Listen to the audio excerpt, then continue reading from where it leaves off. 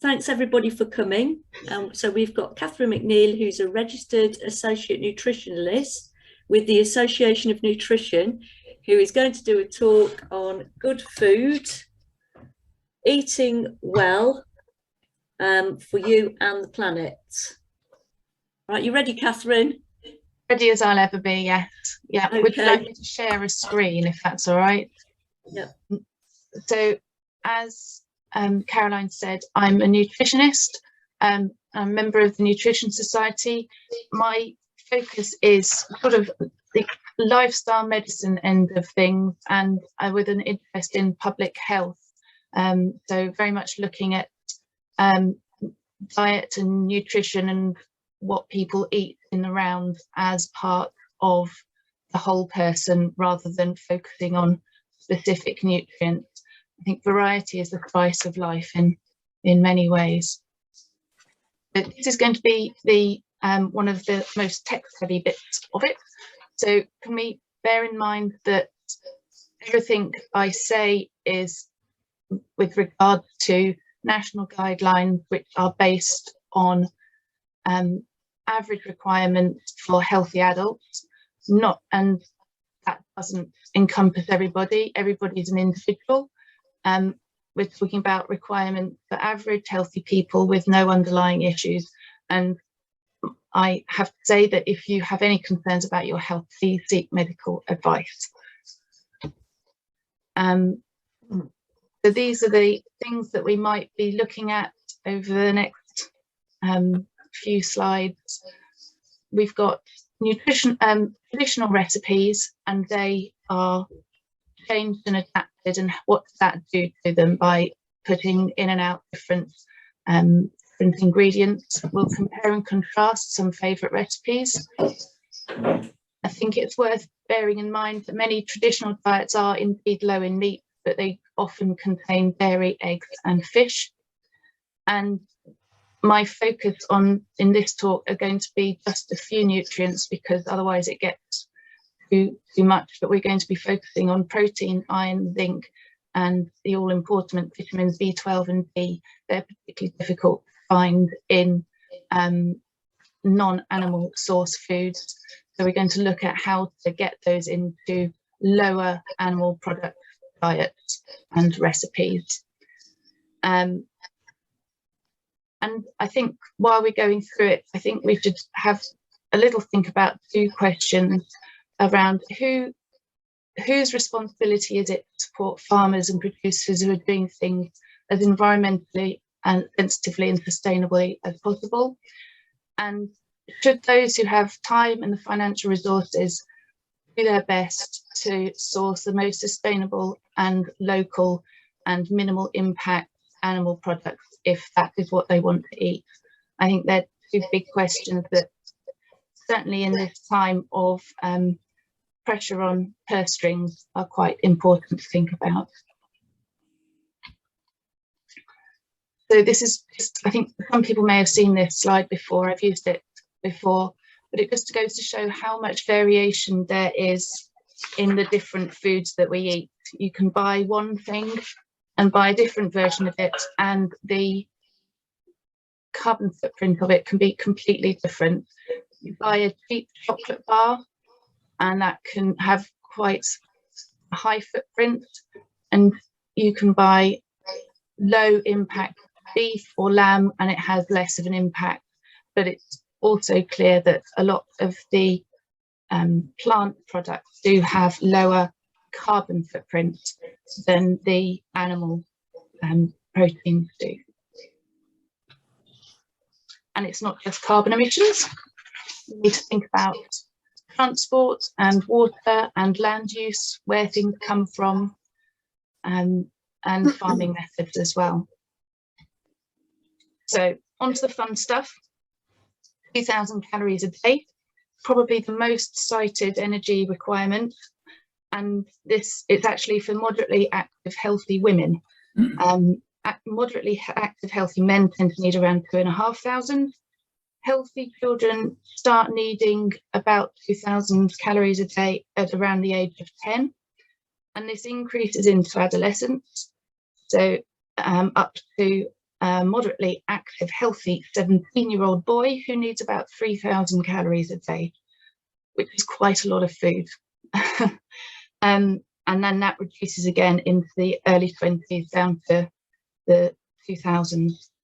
But these are estimated requirements and vary depending on individual size, gender, underlying health needs, and of course, activity levels.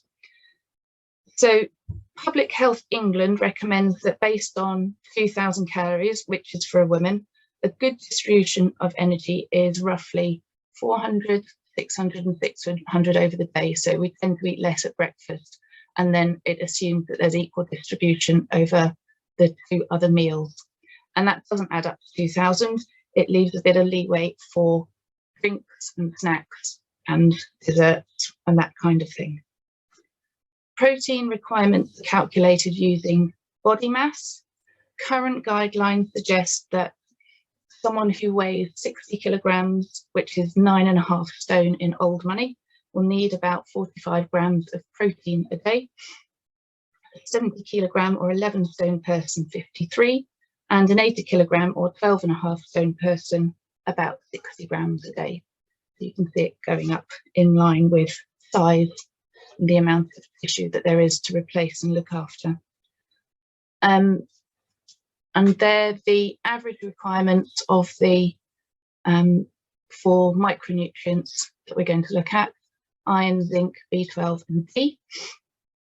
And nutrients that we're not even going to touch on unless we get asked specific questions, and I'll do my best to answer them, include, of course, calcium, iodine, omega-3, fatty acids, and choline, and other things that are becoming increasingly difficult to source the less animal products that you have. It's not to say that people can't take supplements or find ways around it. It's just something to bear in mind if people do decide to take reduce the amount of animal source food in their diet. So, having looked at that, I received 2 recipes ahead of this talk for beetroot burgers, but they have quite different nutritional profiles. So a little game of spot the difference, if you'd like to. I hope your screens are big enough to see see some of the differences. The calculations I made for these, I used an industry standard bit of software, and I use the same software for all the calculations, so they should be relatively accurate. They're just for the burger, and they don't include a bun or a side salad or chips or anything else you might have with a burger, but I thought that was the fairest way to compare them, which partially explains the low calorie count, remembering that we're looking for around 600 calories, assuming that these are part of a main meal. So if you want to have a look at the numbers, and then we'll have a little look at the ingredients when you're ready.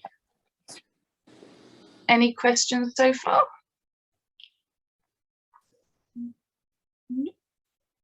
Okay. So, spot the difference.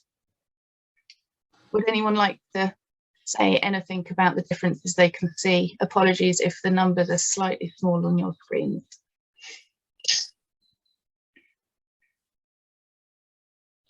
And I haven't told you which is which either. Okay. So lentils, when they're cooked, contain that much iron and zinc, whilst beetroot contains similar amounts of zinc, but quite a lot less iron. And eggs contain, might be surprisingly, less iron than the lentils and similar amounts of zinc. In terms of the protein that's coming from the lentils in the in one of the burgers, and there's not really a huge protein source in the other ones. So essentially the balance of vegetables and pulses is different. Lentils, the pulses contain plenty of iron and zinc, but it's worth noting that the absorption levels are different, and that's the amount of the iron that you eat that can then be used by the body. So absorption rates vary from person to person, but very roughly speaking, it's different between non-heme iron and heme iron, so the iron you find in plants compared to animals. We can absorb around 5 to 15% of non-heme iron, so that would be 5 to 15% of the iron from the lentils, and we would be able to absorb roughly 15 to 35% of the heme iron from the eggs, for example. So what does that mean? It means that in about 100 grams of lentils, which is about half a tin, if you're using a tin, you can absorb between 0.2 and 0.5 milligrams of iron, and 2 eggs, which again is around 100 grams, would provide about the same amount, 0.25 to 0.6. There's less overall, but the absorption rate is higher.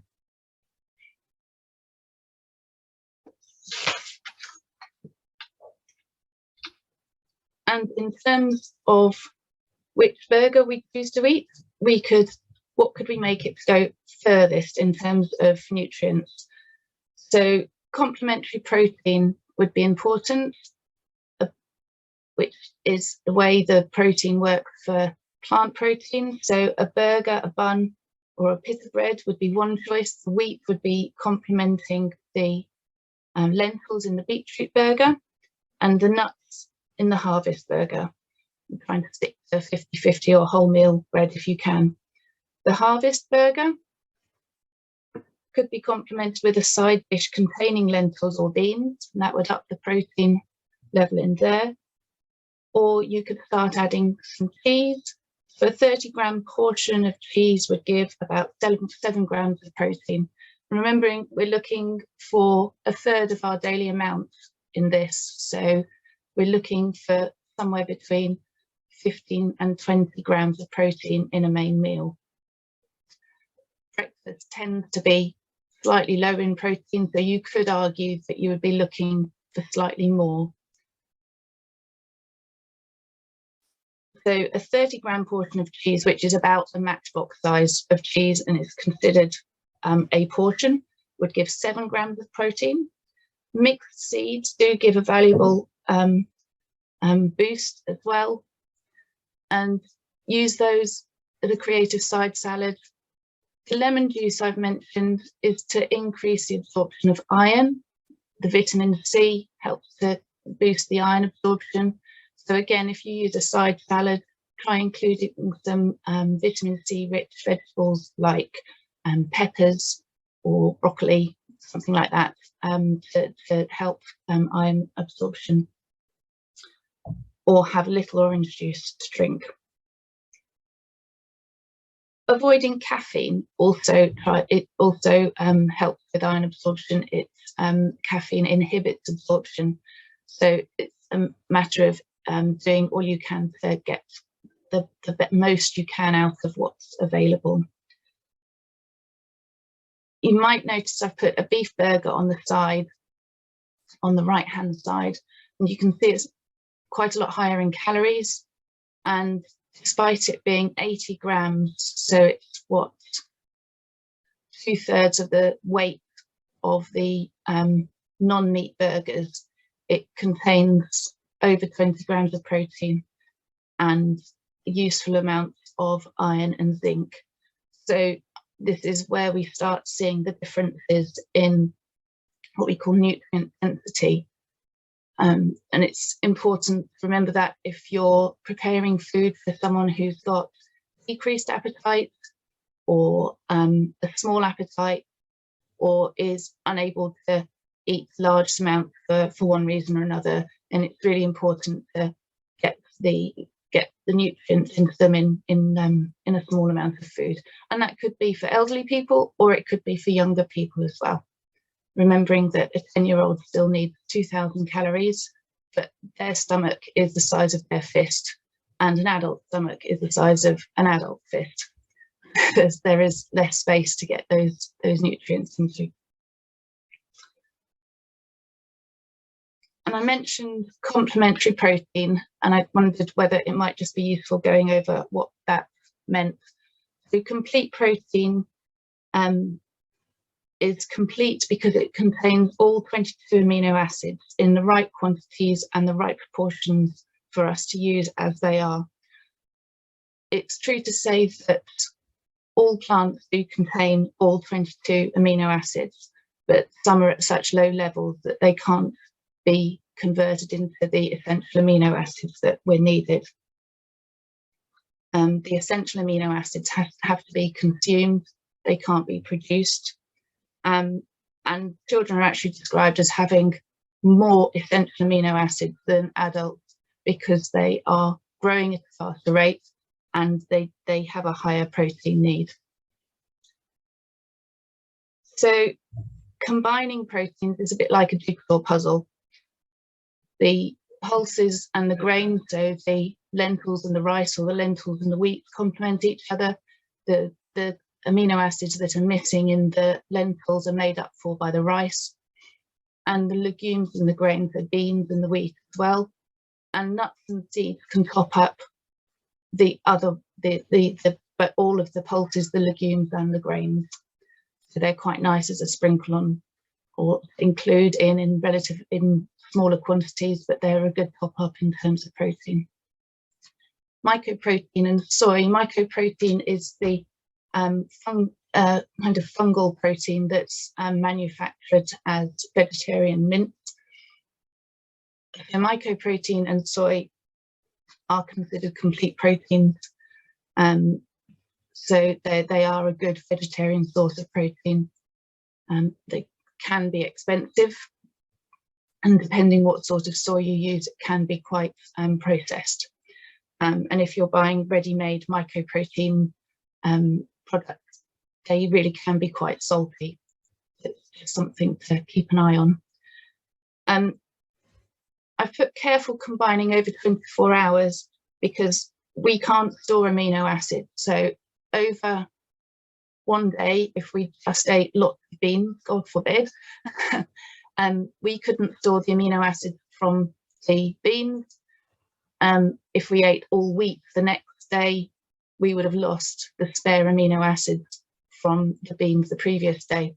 So they need to be combined together because they're not stored anywhere, which is why it's important if you think about traditional foods, whether it's beans and rice or lentils and rice or other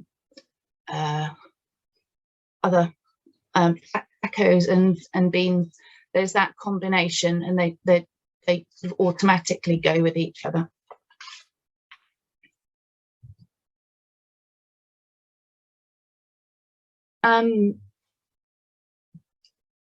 Going backwards slightly, the beef burger, it's going to be much lower in fibre than the plant burgers. Should I go back? There we go.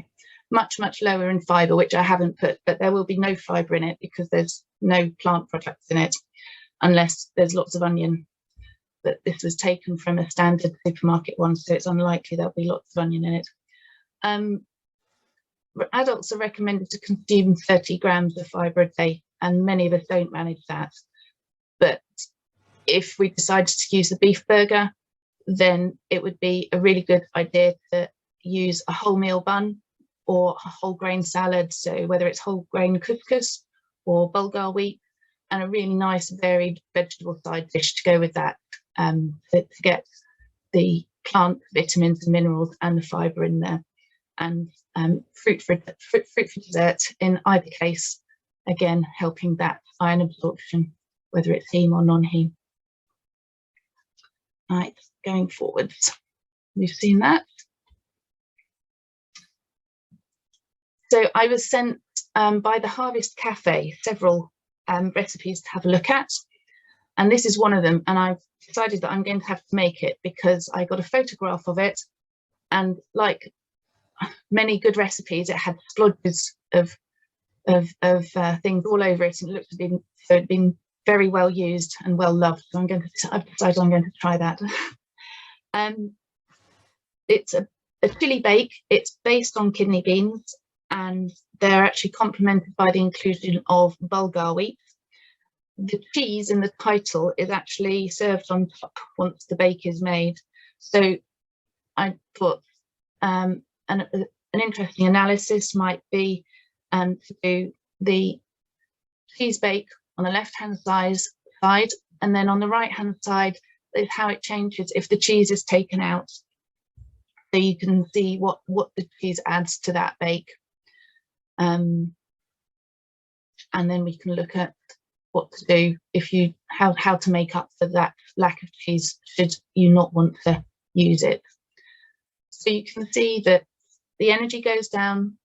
The protein is really good in this, all from the kidney beans and the bulgur wheat, which is great. And it has B12 and vitamin D, again from the cheese. And they're the two things that really disappear completely once the cheese isn't used, together with the energy going down. So what could you do about that? 50 grams of mixed nuts would make up for the protein. 50 grams of mixed nuts gives about 8 grams of protein. In terms of B12 and vitamin D, the most recognised way of topping up on that is to use nutritional yeast or yeast flakes. And I found there are some with just B12 in, but there are also some that have vitamin D as well. And this is a really good way for people who decide not to have any animal products in their diet to make sure that they're getting a steady supply of it. 2 teaspoons of nutritional yeast flakes will provide the average daily requirement for B12 and vitamin D. If that's what's needed.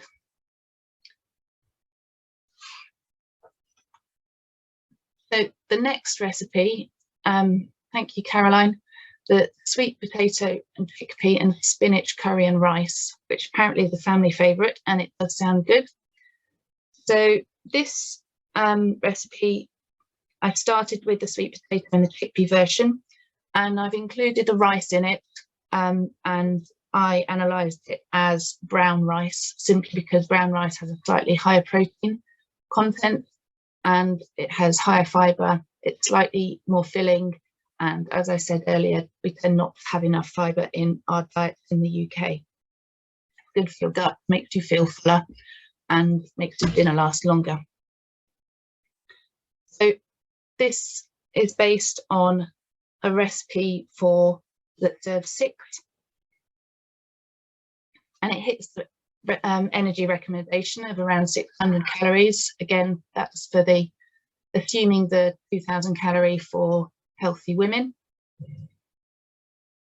But it could be considered a little low in protein for some people, but it would be fine for others. The pulses, the chickpeas and the rice nicely complement each other. They're the bits that are giving the protein. And you can see that it contains a decent amount of iron and zinc, again from the chickpeas and the spinach. But there's sadly no B12 or vitamin D. So again, you could go down the line of the yeast flakes to top that up. For if this was if you thought that was needed. If you wanted to increase the protein slightly in the vegetarian version, you could consider using plain yogurt, like in a cucumber raita, or a paneer, an Indian cheese could be stirred in and cooked with the curry. Just for argument's sake, I swapped out the chickpeas and put in some mackerel. It wasn't a huge amount. It was 300 grams in all, so 50 grams per serving. It's an economical oily fish, and oily fish it's recommended that we all eat 2 portions a week because of its omega-3 content. and it's a very lean protein. I put that in just for argument's sake, just to show quite what a difference that makes to the vitamin D in particular. Vitamin D is difficult for anyone to get enough of in the UK. It's the sunshine vitamin, and I'll do a little plug for taking a vitamin D supplement during the winter. It's recommended by the NHS that everybody in the UK should be taking vitamin D supplements between in the winter, between the end of September and the end of March, simply because there's not enough sun for us to convert it into make the conversion through sunlight at that time. Again, the yeast flakes, I was going to say, they should be sprinkled on the top rather than added into the cooking, simply because they're heat sensitive. So you don't want to lose their nutritional value once you've gone to the trouble of putting it in. The Harvest Cafe sent another nice recipe for nut pate. Sounds good. The recipe stated that it served 8 as a starter, so I've used that as a basis for comparison, because I think that liver pate is often used as a starter rather than as a main course. They said 8 as a starter or 4 as a main serving. So the sharp-eyed amongst you will note that the weight of the servings is around 1.5 times more than the liver pate, for a similar calorie count, similar amount of energy. And it's worth mentioning, anyone who eats liver pate, you don't need too much of it in one sitting, particularly if it's part of a larger meal, like as a starter. But it also illustrates that idea of nutrient density again. 122 grams is quite a sizable plateful. So the nut pate is a vegetarian recipe. It contains an egg as a binding reagent. And just for interest, I looked at what the egg did. So taking it out brought the vitamin B12 down from 0.29 micrograms per 100 grams down to 0.14, because there is some yeast extract in the nut pate as well. You either love it or hate it, but it is a good source of B12 and other B vitamins. But if you take the egg out, then all of the vitamin D goes. And I had a quick look at egg replacements, and that's an example of what they contain. And this one has no fortifying agents, so it's an egg replacement, but it replaces the function but not the nutrients. I eventually found one egg replacement that was fortified with both B12 and vitamin D, but that was 1 in 6.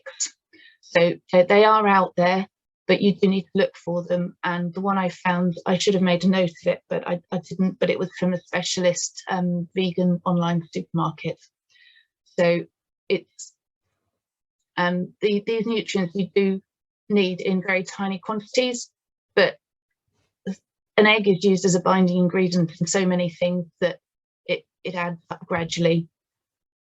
And it is a shame that manufacturers haven't quite caught on to the fact that they need to create equivalent replacements rather than just functional replacements.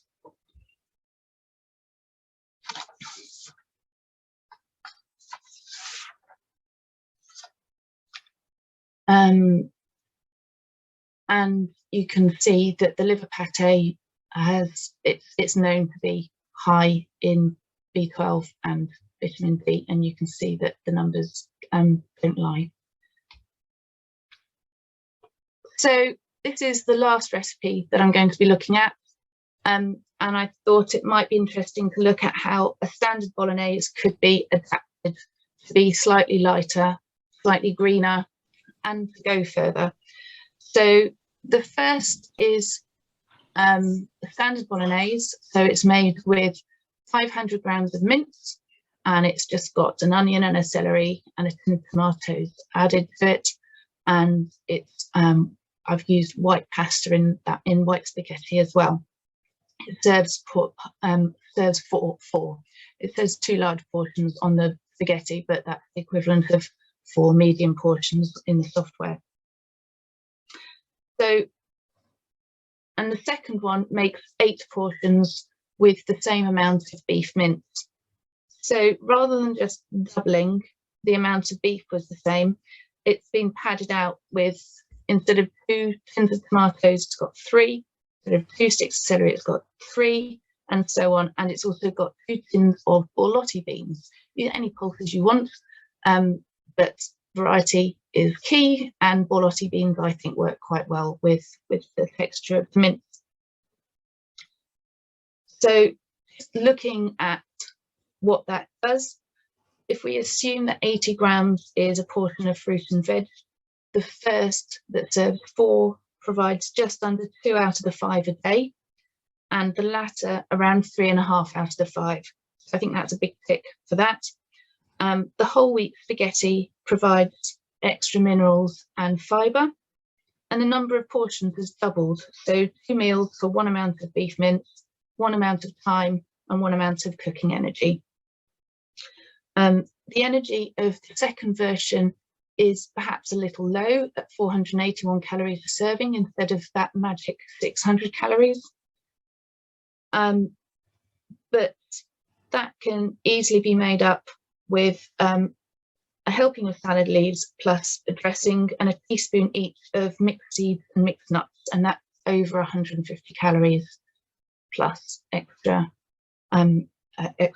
plants to add to your weekly tally, and that takes us over the 600 calorie mark.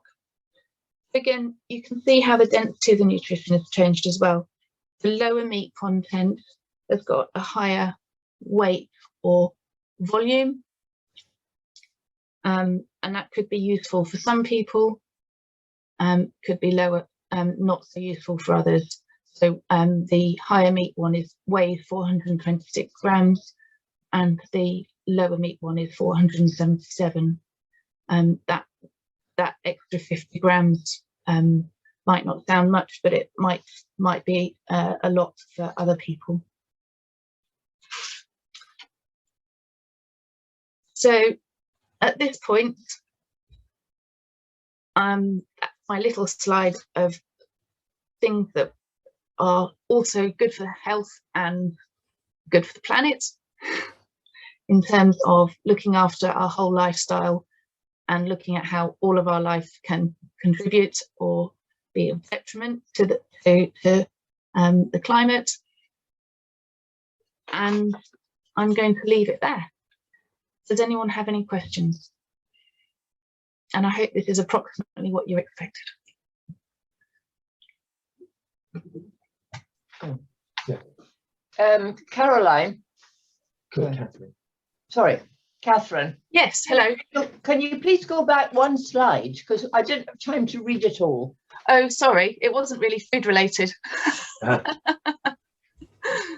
Just my little plug for all the things that we should all be doing. Yeah. And encouraging others to do.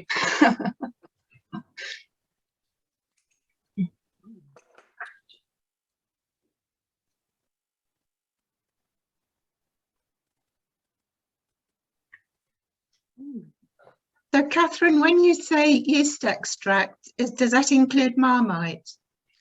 Yes, yes. Yeah, that's what I thought. I didn't feel I should be. Other yeast extracts are available, but yes. Thank you. Right. Shall I stop sharing? Would that be useful? Oh, that's it. Right. Sorry. Right, there we go. It's a bit slower for Mark there. You see people again now. Yay. Thank you.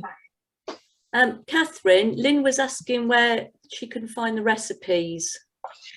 Oh, well, I got them from the Harvest Cafe, and I wasn't quick enough off the mark. They sent them to me to ask whether I was able to share. So I can find out whether they're happy for me to distribute if you'd like.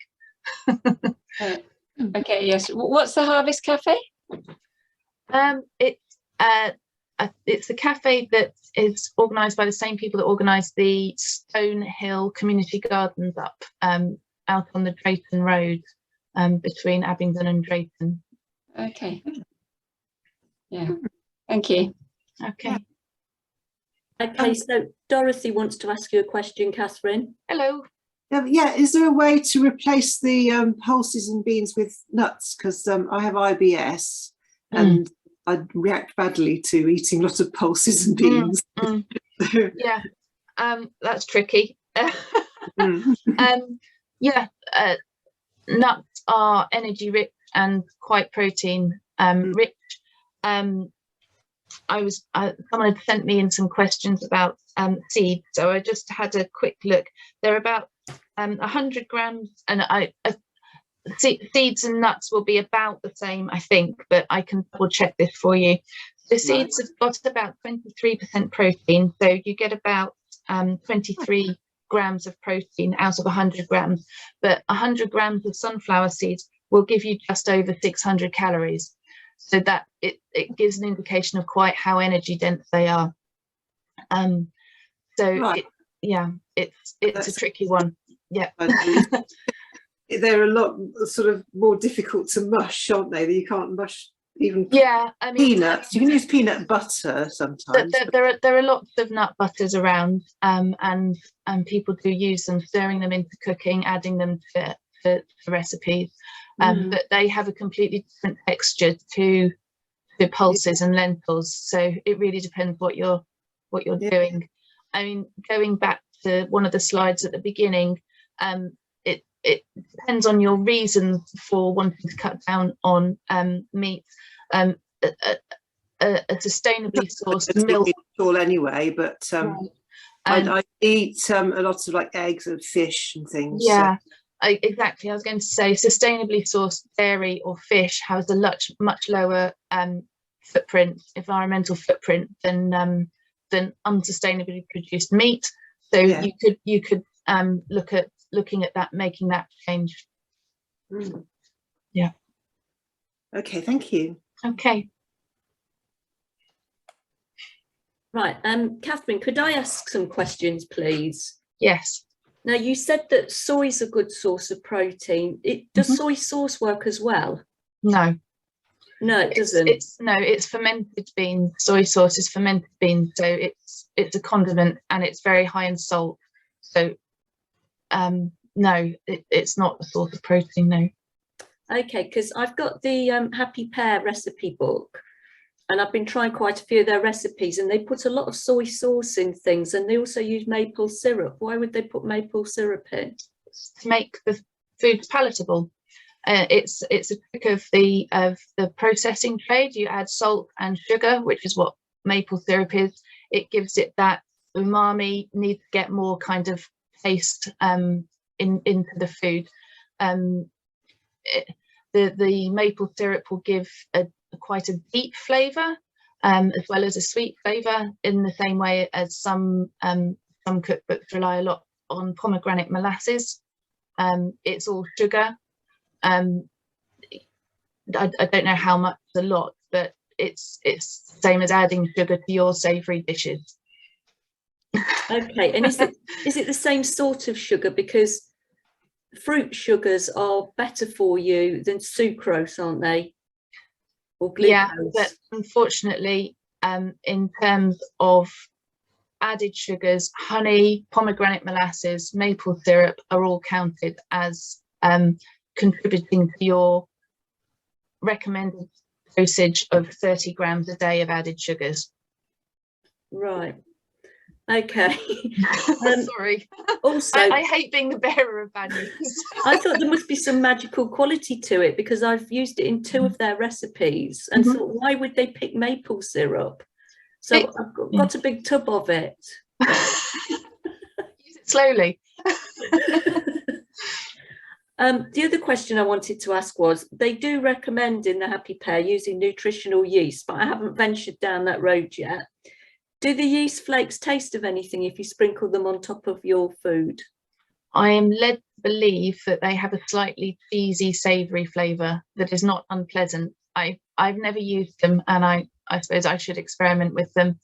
The other thing that I haven't looked at is the salt content of them, but at 2 teaspoons a day, and if you're not adding extra salt, it would probably be worth using for that dose of B12 and vitamin D. Okay. Right, does anybody else want to ask a question? Could I just add something to what you were just saying? I think the reason why a lot of vegan recipes use the syrup is that it's not, I mean, vegans don't like using honey because it's animal oriented. So I think that's one of the reasons why Canadian maple syrup is so high on their priorities. The other thing is that the flavour of the nutritional yeast is very mild, and if you want to make nutritional yeast a component of a soaked cashew nut cream, you can put some in to give it that very, very slight edge so that it isn't plain, and people use it for that. So it really isn't that incredibly cheesy flavoured or anything. It's quite neutral, really. So just to Thank you. Oh, okay. Anybody else got a question? I think there might be a couple in the chat. Oh yes, John's got his hand up. Unmute yourself, John. John, you're muted.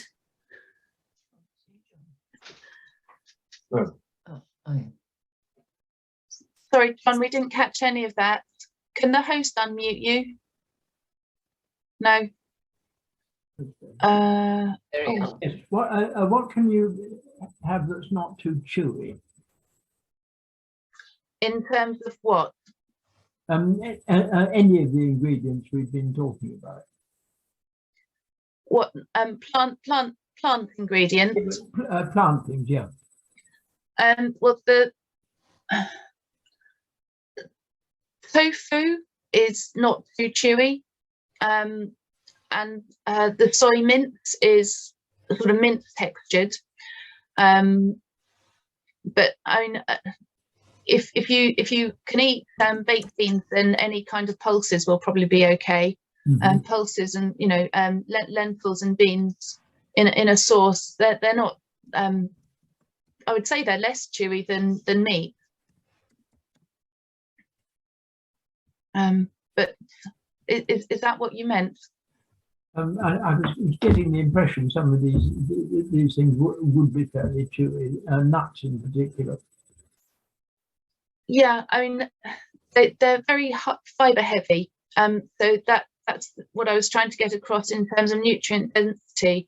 Once when you start using lentils and beans and nuts and everything, it's a large volume that you have to eat to get your nutrients and your energy, and that's not suitable for people who have decreased appetite, or small appetites, and that can be younger children.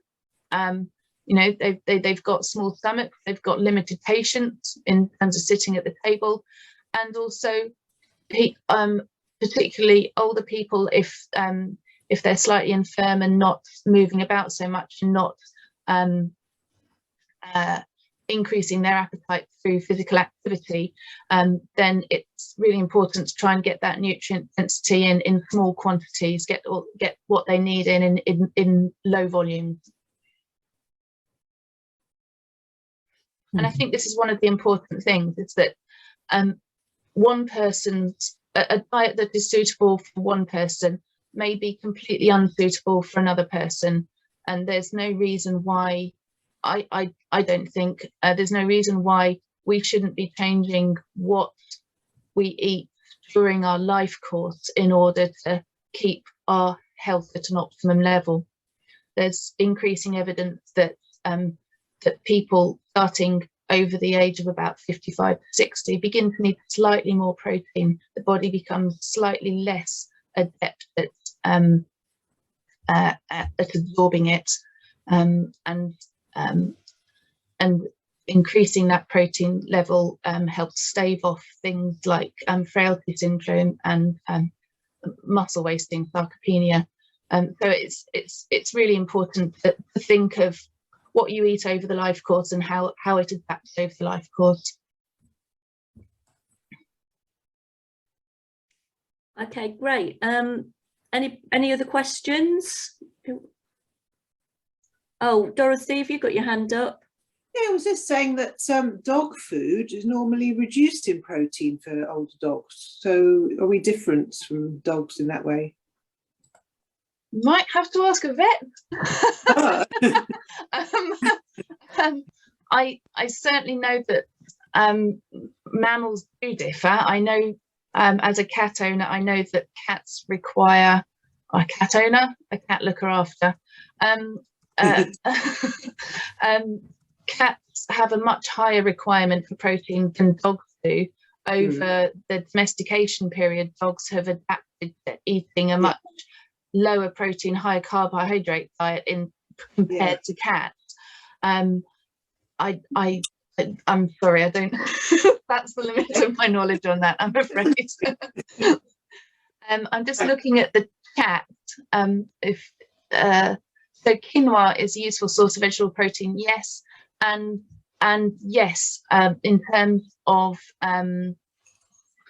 pulses grown in the UK, please do try lots of our locally grown pulses. It really saddens me to read on the back of frozen soybeans that they've been flown in or transported in from China. We should be trying to eat our homegrown broad beans. They're very similar in nutrient profiles, and they're, you know, just in terms of transporting and growing. And we're in the middle of learning what it means to be dependent on someone else's supply of fuel. And in the same way that the UK doesn't have an energy strategy, we don't have a food strategy either. I think, and it's a big question, but we might come to regret that at some point. Combining protein sources, can you combine over a whole day, or does each meal need to be balanced? It is better to try and combine just for ease of knowing what you've had and getting everything combined in the right way.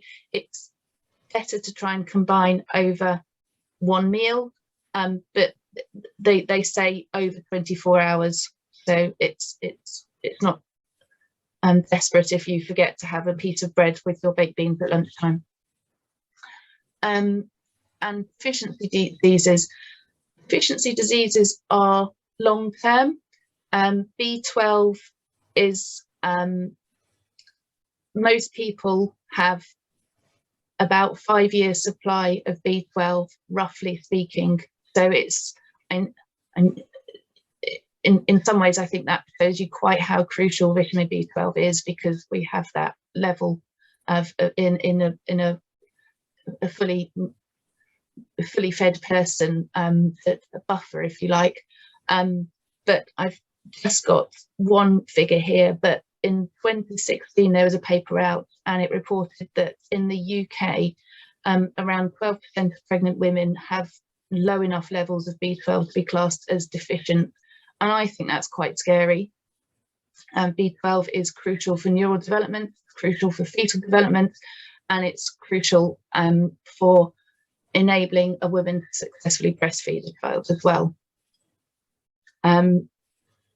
We are the iron, sorry, I've got some figures here, but iron intake is significantly suboptimal in around 54% of adolescent girls.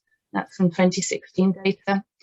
And one study showed that around 50% of pregnant women in Europe have low iron stores. So I think deficiency is a strong word. We are seeing a gradual increase of rickets and vitamin D deficiency in some populations in the UK. So the average UK diet isn't brilliant. Whether or not we're going to see deficiency diseases at a high enough level to start becoming a public health problem, I don't know. And in terms of specifically to people with plant-based diet, it depends what kind of plant-based diet they have. It's still a very low number of people who are, what is it, around 4% of the population who are completely vegan. That means there's a small population to study. So it's very difficult to know exactly. Oh, Tom, yes, you sent me some questions earlier about seeds. Yes. Should we grind seeds to absorb more of their goodness? Anything we do to process food is like a start to the digestive process. That's why we cook our food, because it starts breaking down the proteins and the carbohydrates. It makes it easier for our digestive system to do its job. So the more processes you can put the food through before you eat it, the easier it will, generally speaking, as a rule of thumb, to absorb the nutrients. Yeah. So I was a bit down on sunflower seeds and linseeds you asked me about before, but I looked up quickly. So whilst they do have protein and they are very calorific, they do have really useful amounts of potassium and phosphorus and magnesium and iron and zinc and manganese, and linseeds have got copper in as well. So this is variety is the spice of life. It's a matter of adding plenty of things into a balanced diet to get your nutrients from lots of different sources in different ways. From whole foods, please. Right, anybody else want to ask a question? Catherine, could I ask one again? If I eat like a fortified breakfast cereal every morning, like the Waitrose muesli, would I be getting my daily amount of B12 and vitamin D from that? Not unless you're having a very large proportion, I don't think. I think they generally aim for about a third in a portion. Again, that's to allow you to have a third in each meal. But you'd have to check the back of your cereal packet. It should say on it, it should say the proportion of your daily requirement that it provides. Yeah, I'm not sure because I get the refill. Oh, so there's no information. Oh, there could be anything in there. It could be, yeah. Let's not think about that. Yeah, have a look at the packeted version of the unpacked. Oh, I wouldn't touch those. No, just pick it up and take a photo. Study it when you get home. Sorry, I can't help. It's unlikely to be your full daily requirement. Okay, I'll bear that in mind then. So I do need to get these yeast flakes, don't I, if I'm putting the boys through a vegan meal?